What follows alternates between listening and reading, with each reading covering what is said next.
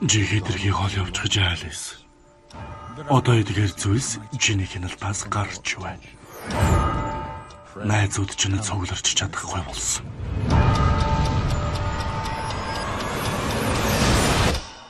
Ордлаарай.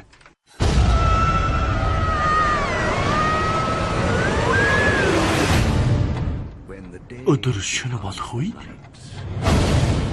тэнгэр далай болох болно. Дараа нь бүх зүйл хүнд болно. Бас цай уух цагч гарахгүй. Энэ бүхнээс хамгийн муу зүйл нь намайг сүлийн үгээ бичхээс өмнө тэр гайхамшигын оронд ирнэ. Тэгээд цаг хугацааны гарт орно. Цаг хугацаа бол тэр чинь юу хүсэж байгааг хийх хүн биш. Гуй, таны малгай аюулд ороод байна. Залуухан хадагтай минь цаг чинь дуусчихлаа. Энд ч тийм сайн зүйл биш үү?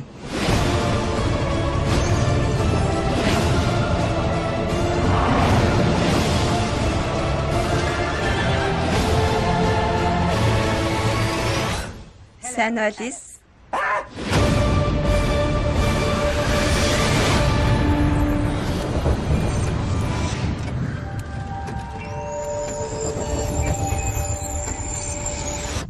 Энийг чамд бэлэглэе.